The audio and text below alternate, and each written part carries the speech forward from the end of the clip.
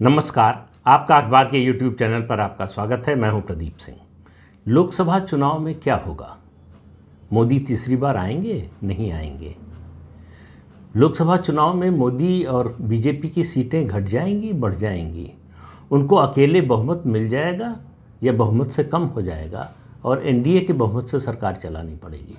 क्या उनको गठबंधन की सरकार चलानी पड़ेगी या जो 2 बार से पूर्ण बहुमत की सरकार मिल रही थी उसी तरह की स्थिति होगी? ये ऐसे सवाल हैं। जो विपक्षी गठबंधन बना है उसका कितना प्रभाव होगा? वो बीजेपी को रोक देगा, हटा देगा? क्या वो सत्ता में आ जाएगा? ये ऐसे सारे सवाल हवा में तैर रहे हैं। अलग अलग तर्क हैं, अलग अलग तथ्य हैं।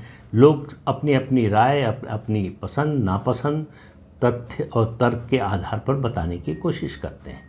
ज़मीनी हकीकत जिनको मालूम है उनको मालूम है कि नतीजा क्या आने वाला है। लेकिन जो ज़मीनी हकीकत को जानते हैं लेकिन मानना नहीं चाहते, वो एक वर्ग है। ऐसे लोग हैं जो ज़मीनी हकीकत को जानते भी नहीं हैं और जो बताते हैं उसको मानते भी नहीं हैं, ऐसा दूसरा वर्ग है। एक तीसरा वर्ग है जो मुतमईन है, निश्चिंत है कि क्या होने वाला है। क्यों निश्चिंत है वो? उसको मालूम है कि क्या हुआ है पिछले 9.5 साल में। ये पहली सरकार है जो लगातार तीसरी बार आने की संभावना जिसकी दिखाई दे रही है। अभी तक केवल 1952, 57 और 62 लगातार 3 बार जवाहरलाल नेहरू सरकार बनाने में कामयाब हुए थे। आज़ादी के आंदोलन का, आज़ादी के बाद का माहौल था। कांग्रेस पार्टी जो आज़ादी के आंदोलन की वाहक थी उसका असर था। बहुत सी चीज़ें थी। विपक्ष बटा हुआ, बिखरा हुआ, कमज़ोर था। ये तमाम तरह की चीज़ें थी। लेकिन उसके बाद ऐसा कोई अवसर नहीं आया। गांधी परिवार के भी 2 लोग प्रधानमंत्री बने, इंदिरा गांधी और राजीव गांधी। वो भी ये करिश्मा नहीं कर पाए और उनके अलावा किसी के करने का तो कहाँ सवाल था। लेकिन नरेंद्र मोदी ऐसा करने जा रहे हैं। 5 साल के पूरे कार्यकाल पूरे करने के बाद तीसरी बार आने की प्रबल संभावना है। ये मैं नहीं कह रहा हूँ, ये इंडिया टुडे और सी वोटर का मूड ऑफ द नेशन सर्वे आया है, जो सर्वे बता रहा है कि तीसरी बार यानी हैट्रिक लगने वाली है मोदी की। अब आप देखिए कि सवाल यह है कि मोदी के जीतने या न जीतने का असर क्या है। दुनिया में, दुनिया की जो व्यवस्था है, वर्ल्ड ऑर्डर जो है वो बदल रहा है। अमेरिका पहले जैसा उतना ताकतवर नहीं रह गया, उसकी दादागिरी नहीं रह गई, उसका वर्चस्व नहीं रह गया। चीन उसकी जगह लेने की कोशिश कर रहा है, ले नहीं पा रहा है। पहले कोरोना, फिर यूक्रेन का युद्ध, उसके अलावा विश्व में जो आर्थिक मंदी का माहौल है, इन सब को देखते हुए पूरी जो व्यवस्था है, विश्व व्यवस्था है, वो एक बदलाव के दौर से गुजर रही है। और इसमें सबसे महत्वपूर्ण भूमिका होने जा रही है भारत और भारत के प्रधानमंत्री नरेंद्र मोदी की। प्रधानमंत्री नरेंद्र मोदी इस समय दुनिया के सबसे लोकप्रिय और उससे ज़्यादा सबसे प्रभावी नेता है, जिनकी बात दुनिया भर में सुनी जाती है। तो जब आपकी ताकत इतनी बड़ी होती है तो आपके दोस्त और दुश्मन भी उतने ही बड़े और ताकतवर लोग होते हैं। तो ऐसे देश हैं जो चाहते हैं कि भारत बढ़ने न पाए, जो ऐसे देश हैं जो चाहते हैं कि मोदी का कद न बढ़ने पाए, और ऐसे देश हैं जो चाहते हैं कि भारत और मजबूत हो, भारत, प्रधानमंत्री नरेंद्र मोदी और ताकतवर हों। तो उनके प्रभाव से जो नई विश्व व्यवस्था बनेगी वो उसमें बाकी जो कमज़ोर देश हैं या छोटे देश हैं जो उतने प्रभावशाली नहीं हैं, ताकतवर नहीं हैं, उनकी भी आवाज़ सुनी जाएगी। ऐसी उम्मीद नरेंद्र मोदी से है कि नई जो विश्व व्यवस्था होगी उसमें मोदी जो कमज़ोर हैं उनकी आवाज़ बनकर उभरेंगे। इसलिए ये चुनाव महत्वपूर्ण है। ये चुनाव ये नहीं है कि कौन प्रधानमंत्री बनेगा, कौन नहीं बनेगा, किसकी सरकार बनेगी, नहीं बनेगी। वो तो चुनाव होता है, कोई ना कोई जीतेगा, कोई ना कोई हारेगा, किसी की सरकार बनेगी, कोई विपक्ष में बैठेगा। लेकिन 2024 का चुनाव भारत के लिए ही नहीं, पूरी दुनिया के लिए बहुत महत्वपूर्ण है। उसका नतीजा, इस चुनाव का नतीजा केवल भारत में सरकार का भविष्य नहीं तय करेगा, बल्कि विश्व की जो नई व्यवस्था बनेगी उसमें भारत का क्या स्थान होगा, भारत की क्या भूमिका होगी, ये भी तय होगा। और उससे ज़्यादा, और केवल भारत की ही बात नहीं, प्रधानमंत्री नरेंद्र मोदी की भी बात है। और भारत से भी ज़्यादा अगर कहें तो नरेंद्र मोदी में दिलचस्पी है। नरेंद्र मोदी पिछले 9 साल में विश्व पटल पर विश्व के सबसे प्रभावशाली लोकप्रिय नेता के रूप में उभरे हैं। उन पर नज़र दुनिया भर की है। ऐसे देश हैं जो चाहते हैं भारत कमज़ोर हो, नरेंद्र मोदी कमज़ोर हों। ऐसे देश हैं जो चाहते हैं कि भारत मजबूत हो, नरेंद्र मोदी मजबूत हो। विश्व में शक्ति का एक संतुलन बने। भारत मजबूत होगा तो उससे विश्व में शक्ति संतुलन बनाने में आसानी होगी, क्योंकि वर्ल्ड ऑर्डर बदल रहा है। अमेरिका का अब वैसा दबदबा नहीं रहा। अमेरिका नीचे जा रहा है, चीन ऊपर उठने की कोशिश कर रहा है, लेकिन उस तरह से जैसी उसकी अपेक्षा है उठ नहीं पा रहा है। ये सब ऐसे मुद्दे हैं, ख़ासतौर से यूक्रेन वॉर और फिर जो कोरोना आया उसके कारण जो विश्व की व्यवस्था में बदलाव हो रहा है, उसमें आने वाले समय में भारत की और प्रधानमंत्री नरेंद्र मोदी की बड़ी महत्वपूर्ण भूमिका होने वाली है। इसलिए 2024 का चुनाव केवल ये चुनाव नहीं है कि कौन जीतेगा हारेगा, कौन सरकार बनाएगा, किसकी कितनी सीटें आएंगी। मोदी मजबूत होंगे या कमज़ोर होंगे, मेरी नज़र में सवाल यह है 2024 का। मोदी सत्ता में आएंगे, इसमें कोई शक नहीं है मुझे। और कल ही जो है इंडिया टुडे और सी वोटर का मूड ऑफ द नेशन सर्वे आया है, जो वो पीरियोडिकली करते रहते हैं, हर 3 महीने पर इस तरह का सर्वे करते हैं। उनके मुताबिक आज चुनाव हो जाए तो बीजेपी को अकेले 287 सीट्स मिलेंगी। अब मेरा मानना है कि बड़ा कंजर्वेटिव एस्टिमेट है, लेकिन उसी फिगर को मानकर चलते हैं कि 287 आएंगी। इसका मतलब मोदी तीसरी बार, लगातार तीसरी बार, नेहरू के अलावा कोई लगातार 3 बार नहीं चुना गया है इस देश में प्रधानमंत्री, और ना कोई पार्टी लगातार तीसरी बार सत्ता में आई है। तो ये एक रिकॉर्ड बनने जा रहा है। ये अपने आप में एक बड़ी खबर है, लेकिन उससे बड़ी मेरी नज़र में जो आंकड़े हैं उनके हिसाब से बता रहा हूँ कि 54%, 54% लोगों का मानना है कि ये जो नया विपक्षी गठबंधन बना है INDIA नाम का, ये बीजेपी को नहीं हरा सकता। 54% बहुत बड़ी फिगर होती है। केवल 39% कह रहे हैं कि वो हरा सकते हैं। तो ये 39% कौन हुए? जो इस गठबंधन का वोट बैंक है, जो आधार है। सभी पार्टियों को मिला दें तो उनका आधार जो है, जो इस सर्वे के मुताबिक जो है वोट परसेंटेज जो मिलने की उम्मीद है इस गठबंधन को 41% है। तो उनमें से भी 2% जो है वो ये नहीं मानते कि बीजेपी को हरा सकते हैं, और बीजेपी को इस सर्वे के मुताबिक 43% वोट एनडीए को मिलने की उम्मीद है, बीजेपी को 38%। अब आप समझिए कि कितनी बड़ी संख्या है बीजेपी के वोटर्स के बाहर की, जिनका भरोसा प्रधानमंत्री नरेंद्र मोदी पर है। इससे आप आकलन कीजिए कि 2024 में क्या होने वाला है। इन आंकड़ों को भूल जाइए कुछ देर के लिए कि कितनी सीटें आएंगी, कितने % वोट आएंगे। मेरा तो मानना है कि 2019 में जो सीटें आई थी, जो वोट परसेंटेज था, दोनों बढ़ेगा। कितना बढ़ेगा ये जैसे जैसे चुनाव नज़दीक आएगा इसके बारे में अपना आकलन बताता रहूँगा आपको।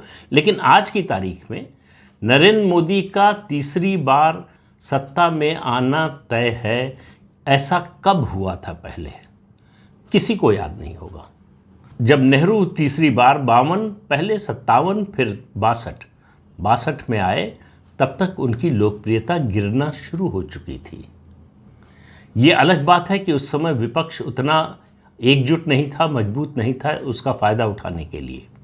लेकिन नेहरू की सरकार और नेहरू की अपनी व्यक्तिगत छवि पर काफ़ी उस पर धक्का लग चुका था। ये बात मैं कह रहा हूँ 1962 के चीन युद्ध से पहले की बात है। चीन युद्ध के बाद तो और भी हालत ख़राब हो गई थी, लेकिन उसको अभी छोड़ देते हैं। तो प्रधानमंत्री नरेंद्र मोदी की लोकप्रियता में इजाफा हो रहा है। इस सर्वे के मुताबिक उनकी पॉपुलर रेटिंग जो है वो 1% घटी है पिछले उनका जो सर्वे था उसके मुताबिक।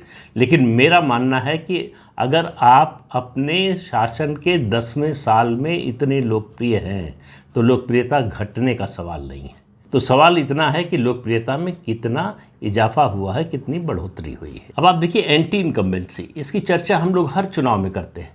वो चाहे नगर निगम का चुनाव हो, विधानसभा का चुनाव हो, लोकसभा का चुनाव हो, जो भी सत्ता में होता है उसके खिलाफ नाराज़गी, जिसको अंग्रेज़ी में एंटी इनकम्बेंसी कहते हैं, कि सत्ता में होने का जो नुकसान होता है उसको एंटी इनकम्बेंसी कहते हैं। तो उस सत्ता में होने का नुकसान अगर न हो रहा हो तो ये किसी भी पार्टी के लिए पार्लियामेंट्री डेमोक्रेसी में बहुत बड़ी उपलब्धि है।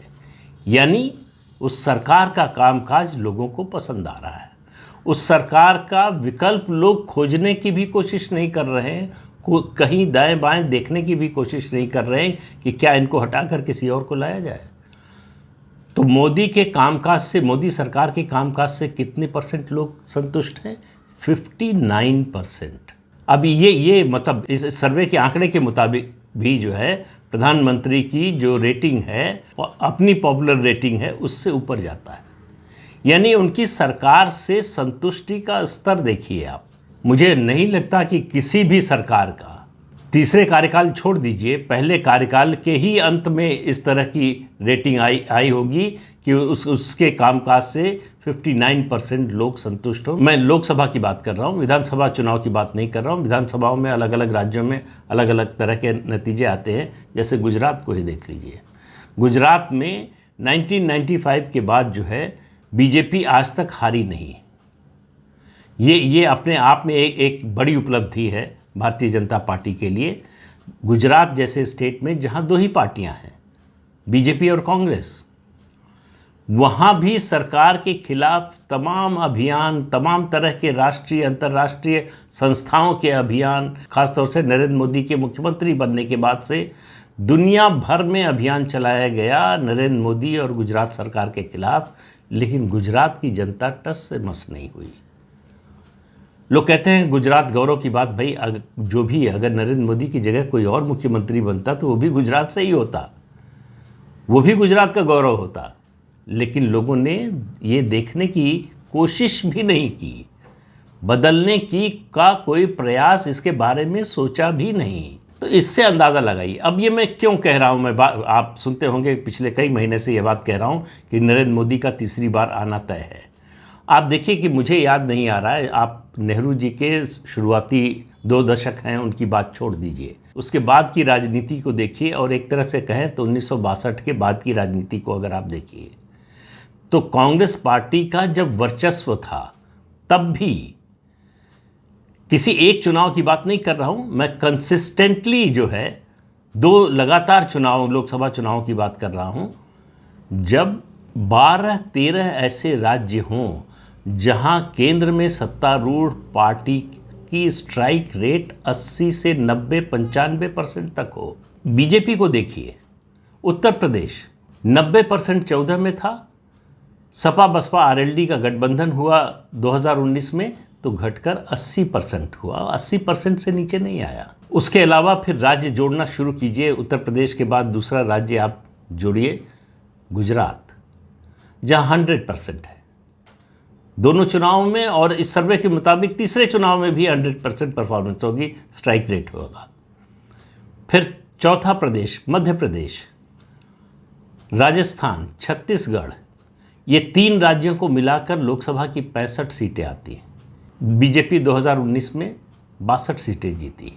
अब स्ट्राइक रेट का कैलकुलेशन आप कर लीजिए, ये 95% से भी ऊपर है। तो उसके बाद हरियाणा 10 में 9, उससे आगे चलिए हिमाचल प्रदेश 4 में 4, उत्तराखंड 5 में 5, असम 14 में 12, झारखंड 14 में 12, त्रिपुरा 2 की 2, गोवा 2 की 2, और नॉर्थ ईस्ट के राज्यों में परफॉर्मेंस देख लीजिए। 25 सीटें हैं कुल मिलाकर, असम त्रिपुरा को मिलाकर नॉर्थ ईस्ट में, उसमें 20 से कम नहीं आती बीजेपी की। उड़ीसा में अब ऐसे राज्य जहां बीजेपी 40% के नीचे नहीं गई, पश्चिम बंगाल, बिहार, उड़ीसा, ये पूरब के जो है 3 राज्य, और उसके अलावा जो पहली सूची थी 80% या उससे ऊपर वाली, उसमें कर्नाटक को भी जोड़ लीजिए। तो इतने राज्य, लगभग 13 राज्य होते हैं दिल्ली को मिलाकर, दिल्ली में 7 में 7, तो दिल्ली को मिला दें तो लगभग 13 राज्य होते हैं जहां बीजेपी की परफॉर्मेंस 80% से 95% है स्ट्राइक रेट उसकी। कौन पार्टी हरा सकती है, कौन उसको सत्ता से बाहर ले जा सकता है। और 19 से 23 में है अभी, लेकिन 24 के लिहाज से अगर तुलना कीजिए तो बीजेपी की स्थिति, कोई ऐसा राज्य नहीं है जहां लोकसभा चुनाव की दृष्टि से आप कह सकें कि यहां बीजेपी कमज़ोर हो गई है। जो कमज़ोरी की बात होती है 2 राज्यों में, बिहार और महाराष्ट्र, वहां एनडीए कमज़ोर हुआ है। 2 बड़े घटक दल चले जाने के बाद महाराष्ट्र में शिवसेना और बिहार में जेडीयू, उसका असर निश्चित रूप से पड़ सकता है। हालांकि महाराष्ट्र के बारे में मैं पक्के तौर पर नहीं कह सकता कि महाराष्ट्र में बीजेपी की जो 2019 में परफॉर्मेंस थी एनडीए के रूप में, उसमें कोई बहुत बड़ी गिरावट आएगी। बिहार में कुछ सेटबैक जरूर एनडीए को लगेगा, बीजेपी को नहीं। तो 303 की जो बीजेपी की फिगर है उसको जोड़ने के लिहाज से अगर आप देखिए तो बिहार से जो 17 सीटें जीती थी 40 में से बीजेपी, मुझे नहीं लगता 17 से नीचे जाने वाली है बीजेपी। उसी तरह से महाराष्ट्र में 48 में से 23 जीती थी। बीजेपी की सीटें कम नहीं होने वाली, उसके साथियों की कम हो सकती है। तो 303 का फिगर जिन राज्यों के परफॉर्मेंस से आया था, उन राज्यों में से किसी में बीजेपी की परफॉर्मेंस पहले से खराब नहीं होती हुई दिखाई दे रही है। जो राज्य हैं जिनके बारे में कहा जा सकता है कि ये चौंका भी सकते हैं, उनमें मैं एक राज्य रखता हूं पश्चिम बंगाल को। लोकसभा की दृष्टि से आप देखते रहिए जिस तरह की सरफुटबल टीएमसी, कांग्रेस और सीपीएम के बीच में हो रही है। बीजेपी की सीटें पिछली बार जो 18 आई थी 42 में से, वो बढ़ जाएं तो कोई आश्चर्य की बात नहीं है। और दूसरा राज्य तमिलनाडु, अगर आप अन्नामलाई को फॉलो कर रहे हो, उनकी यात्रा चल रही है, उसमें लोगों का रिस्पांस देख रहे हो, दक्षिण भारत में यहाँ तक कि मैं कर्नाटक को भी जोड़ लेता हूँ, जहाँ बीजेपी लगातार लोकसभा चुनाव में 4 लोकसभा चुनाव से बेहतर कर रही है, केवल ये 2 नहीं, उससे पहले के भी 2 लोकसभा चुनाव से, वहाँ भी इस तरह का रिस्पांस, इस तरह की भीड़, इतनी बड़ी संख्या में लोग आते हुए दिखाई नहीं दिए। अगर बीजेपी की वहाँ कोई कमी होगी तो वो संगठन की वोट निकालने की कमी होगी। बीजेपी की एक भी सीट नहीं है, तो एक सीट भी आई तो 100% गेन है। और मेरा मानना है कि एआईएडीएमके और बीजेपी का जो गठबंधन है वो पिछले चुनाव की तुलना में बहुत बेहतर करेगा। अब कितनी सीटें आएंगी इसके बारे में नहीं कह सकता कुछ। बीजेपी की दृष्टि से 2 राज्य हैं जहां उसके लिए अभी कोई संभावना दिखाई नहीं देती। एक है केरल और दूसरा है आंध्र प्रदेश। चंद्रबाबू नायडू की पार्टी से अगर अलायंस हुआ तो हो सकता है 1 या 2 सीट बीजेपी आंध्र प्रदेश में जीत जाए। केरल में उसकी भी उम्मीद कम लगती है। केरल में अभी बीजेपी को जीत लायक वोट लाने के लिए ऐसा संगठन खड़ा करने में अभी थोड़ा समय लगेगा, हालांकि मेहनत और कोशिश बहुत ज़्यादा हो रही है। उड़ीसा में बीजेपी की सीटें 1-2 बढ़ ही सकती है, कम होने का सवाल नहीं। तो आप एक के बाद एक राज्य देखते जाइए, किसी राज्य में बीजेपी की सीट कम होती हुई नहीं दिख रही। अब दूसरा पक्ष देखिए, लगभग 190-95 सीटें ऐसी हैं जहां बीजेपी और कांग्रेस का सीधा मुकाबला है। उनमें से एक राज्य बताइए हमको, सिर्फ एक राज्य, जहां आप कांग्रेस के बारे में कह सकते हो कि कांग्रेस की स्ट्राइक रेट 80% होगी। चलिए 90 नहीं, 80 भी नहीं, 70% बता दीजिए, 60% बता दीजिए, 50% बता दीजिए, 40% बता दीजिए। कैसे जीत जाएगी कांग्रेस? कैसे कांग्रेस की सीटें बढ़ जाएंगी? कहां से बढ़ जाएंगी? जहां बीजेपी से सीधा मुकाबला है वहां सीट बढ़ने की कोई गुंजाइश दिखाई ही नहीं दे रही है। जहां बीजेपी से मुकाबला नहीं है, क्षेत्रीय दलों से है, वहां अगर कुछ उसको फ़ायदा हो जाए, जैसे पश्चिम बंगाल में 1-8 सीट ज़्यादा आ जाए, या फिर तमिलनाडु में मुझे नहीं लगता कि एमके स्टालिन इस बार जो है कांग्रेस को पिछली बार जितनी दी थी उतनी सीटें दे दें, वही गनीमत है, बढ़ने वाली तो नहीं है। केरल में कांग्रेस ने बहुत अच्छा परफॉर्म किया था पिछले चुनाव में, तो इसलिए कांग्रेस के लिए कोई भी गेन वाला राज्य नहीं दिखाई दे रहा है। और ये इस सर्वे के आंकड़ों से पता चल रहा है। और सबसे बड़ा सेटबैक जो INDIA गठबंधन है और कांग्रेस पार्टी, उसके लिए एक ही आंकड़ा, सिर्फ एक आंकड़ा।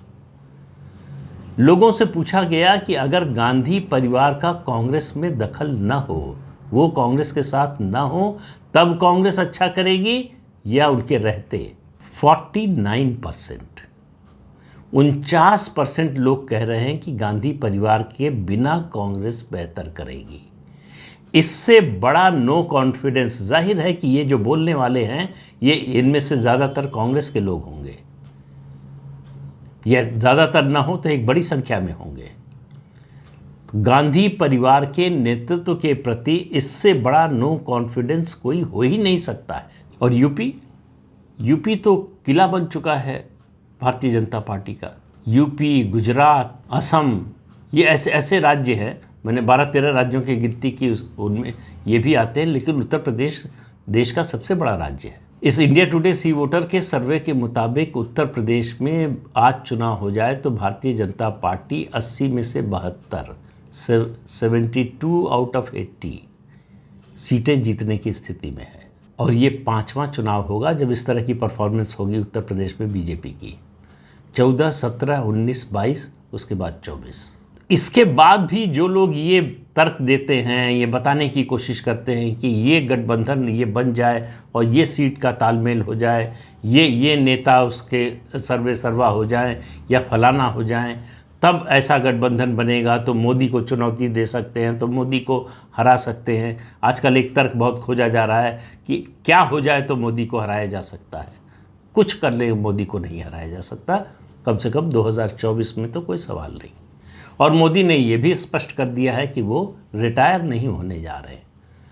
तो इसका जो फ़ायदा एक साइकोलॉजिकल एडवांटेज विपक्ष उठा सकता था कि मोदी रिटायर होने जा रहे हैं साल 2 साल 3 साल में, वो भी चला गया। तो कुल मिलाकर विपक्ष की ये सारी एक्सरसाइज एकता की जो है, वो मैं बार बार कह रहा हूँ सिर्फ ये दिखाने के लिए है कि हाँ हम भी मैदान में हैं, इससे ज़्यादा कुछ नहीं है। तो अब तो दिन धीरे धीरे जो है नज़दीक आते जा रहे हैं। ख़ास तौर से ये जो 5 राज्यों के विधानसभा चुनाव हैं उनके नतीजे आएंगे, उसके बाद से तो बड़ी तेज़ी से राजनीतिक घटनाक्रम चलेगा, तो उस पर बात करेंगे। लेकिन आज के अंक में इतना ही है। अगले अंक में फिर मिलेंगे किसी नए मुद्दे के साथ। तब तक के लिए अनुमति दीजिए। आपसे अनुरोध है कि ये चैनल देखिए, शेयर कीजिए, लाइक कीजिए और सब्सक्राइब ज़रूर कीजिए। नमस्कार।